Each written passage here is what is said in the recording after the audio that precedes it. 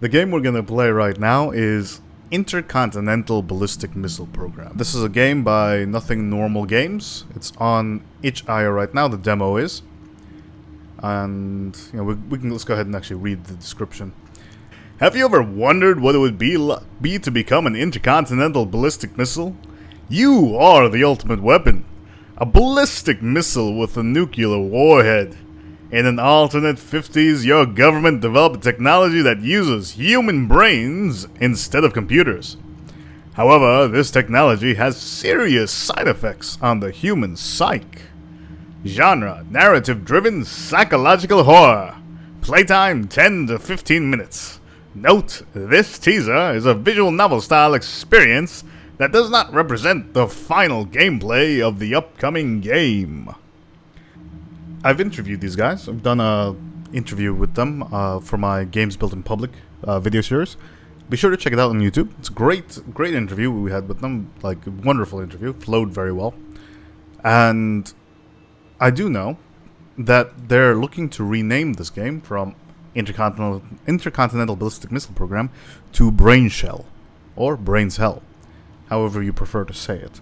And they did take a vote on LinkedIn, and that was the consensus. Brainshell won out. And I think that's going to be a very impactful name for when they release this. Now, this is a narrative demo, so they wanted to validate the idea, validate the narrative, and this is what they released. And it's a great idea to validate your game in such a way.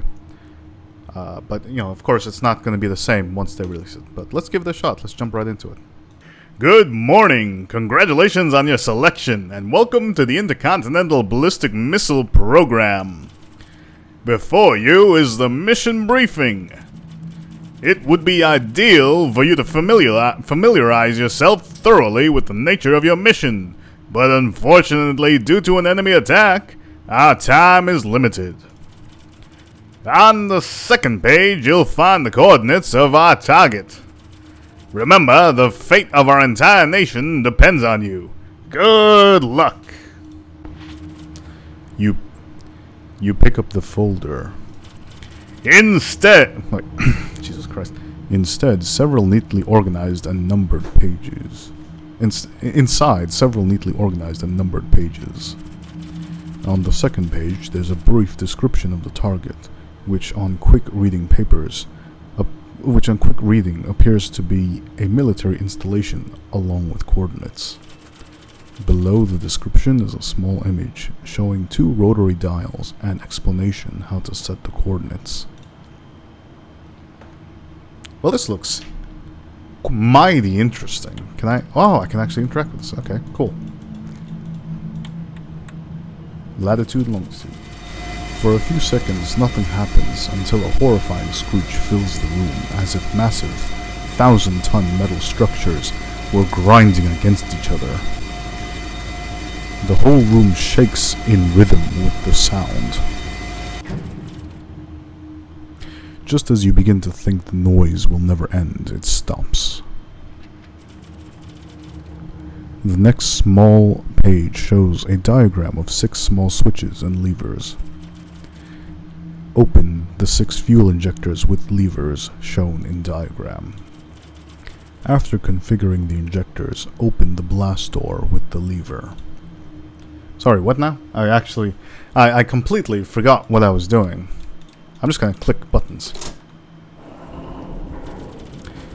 You hear a giant metal door open above you like thunder striking. The next folder page shows a diagram of a large round button. Above it is a simple label, Launch. Below the diagram is a caption. Before launching, review the instructions on page 5 regarding post-launch corrections. You turn to page 5, where is a small diagram showing 3 buttons and instructions, how you should decouple the engines after their propellant runs out.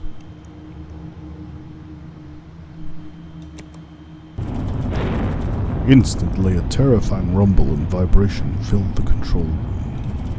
You feel gravity double, pressing you deeper into the chair. Breathing becomes difficult as the blood drains from your head dizziness sets in.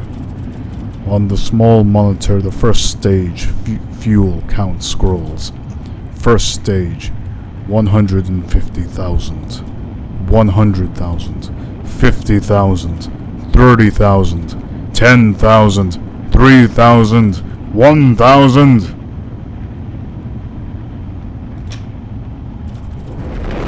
The surrounding noise and shaking were already beyond comprehension, yet somehow the echo of a 1,000-ton rocket motor detaching is even worse. The cabin lurches violently. 2 more to go. Second stage, 50,000, 30,000, 10,000, 4,000, 2,000, 1,000. Second engine. Even though you anticipated the sound, it burns into your mind even stronger than the first detachment. Third stage, 25,000, 15,000, 5,000, 4,000, 2,000, 1,000. Third engine. As before, the claustrophobic combination of roaring and pounding makes it feel like your head will explode. And then it ends. The soft hum feels like absolute silence compared to the prior cacophony. You notice a small monitor above the panel showing your distance to the target. 4,920 kilometers. After sitting in silence for a while, warning lights start blinking in the top right corner of the panel. You turn to page 7 in the folder, which contains a diagram explaining mid-course corrections. Counter-align the office degrees using sliders shown in the diagram.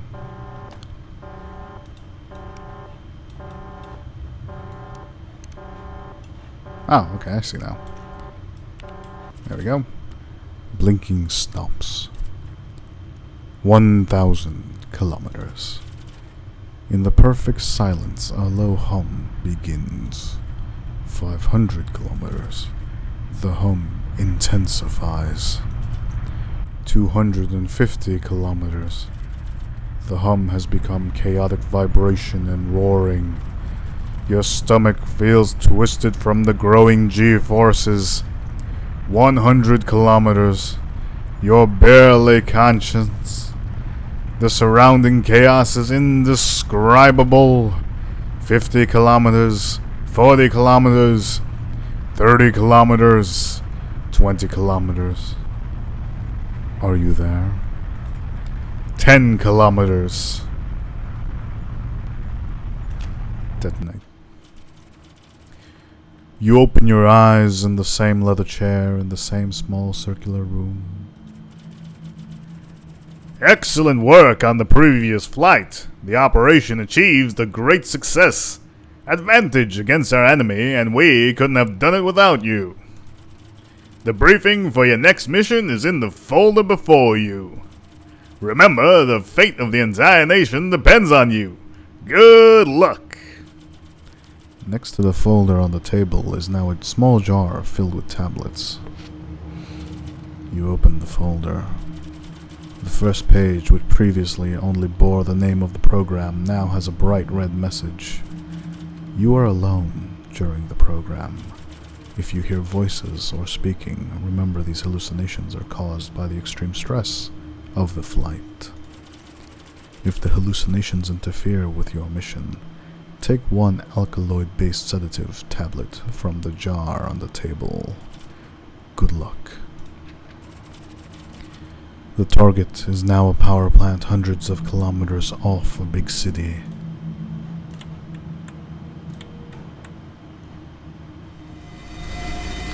You don't want to hear voices.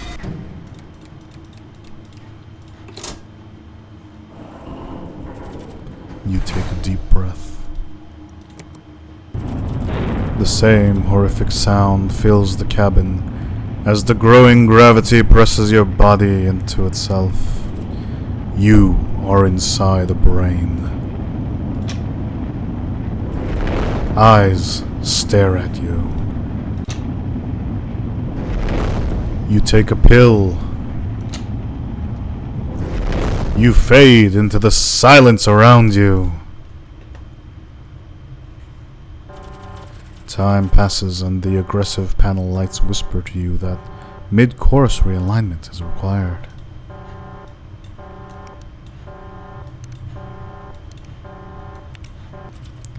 Silence. Listen carefully. We want what's best for you. The previous strike 2 weeks ago killed 25,000 people. You can still change the course of history. If you were in control of the last flight, activate the redirect thrusters as a sign. We'll contact you again during the terminal phase. Zoop. You're good at following orders. 1,000 kilometers. Red warning lights shout at you to do the realigning again. Zoop. 500 kilometers. You hate the roar the missile makes when it re-enters the atmosphere. You take a pill. 250 kilometers. You don't know how to sit, what to feel. The flesh of the surrounding walls slowly melt as the missile heats up. Why doesn't it melt your body too and free you from this nightmare? Thank you for your cooperation. Listen carefully. Your government is using you to potentially kill millions of people. 200 kilometers.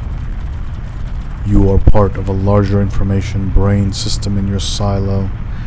Your memory is uploaded to a new body inside the missile between launches. 150 kilometers. If there is a next operation, the nuclear pulse will be strong enough to disable the electronics in your silo and cripple the simulation system. 100 kilometers. Detonate the warhead once the first rocket stage runs out. 50 kilometers. We trust you and want only your freedom.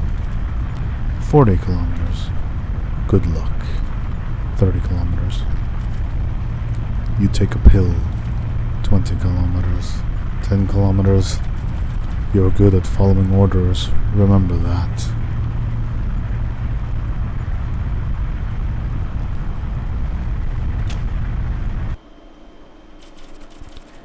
You open your eyes in the same chair made of skin, in the same far too small circular room. Excellent work on the previous operation.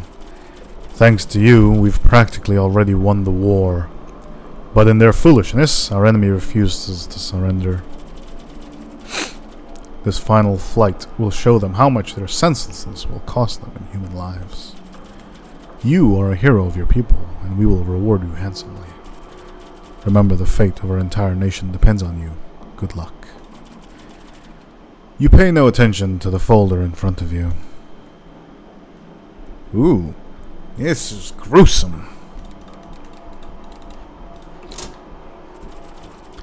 You like the taste of blood in your mouth. You despise the obscene roar produced by the rocket engine. You take a pill. You take a pill. You take a pill.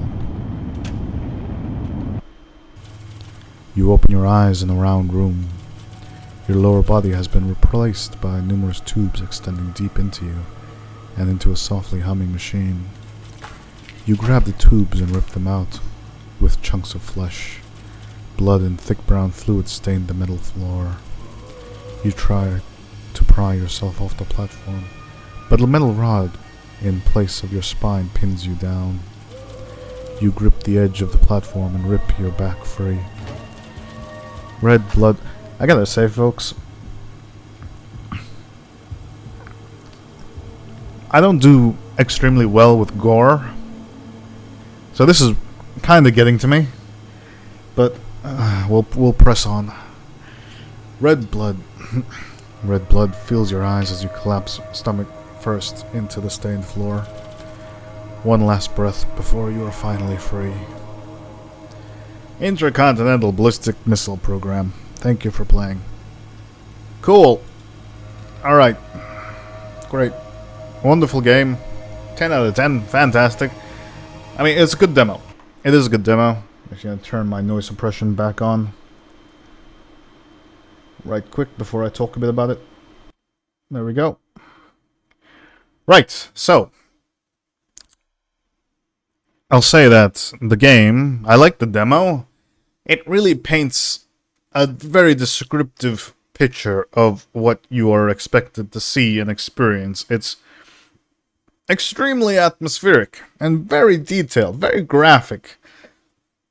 When it comes to the gore, we'll say that. Like, I could say, personally, I'm not a fan of gore, but, like, I think the painting of it as such is very good. Like, very descriptive, very good, very solid. I like the narrative. It's quite immersive, very engaging narrative that they have there. You know, I was under the assumption that, you know, once you explode as the missile, it's one and done. That's it. That's the end of the game. I did not expect that there would be a follow-up, that you would go and then explode again, and potentially again. But it's a good way of, you know, continuing on with the narrative that, yeah, okay, there's more explosions to be had. And there does seem to be, like, a resistance, you know? This is a anti-establishmentarianism narrative, of course. There is a resistance against this sort of, you know, missile war practice, which is good. But yeah, I feel like it's, you know, based on what I know already from the interview, it's going to focus heavily on the psychological aspect of the main character and being a missile, you know, having to make these, you know, kind of having to be a puppet, I guess, or making these decisions, this brain silo and whatnot. Yeah, I'm really looking forward to playing the full game. Really looking forward to when the actual full game is going to be launched, because I'm already hooked. I'm already interested. I'm ready for it. It's going to be good.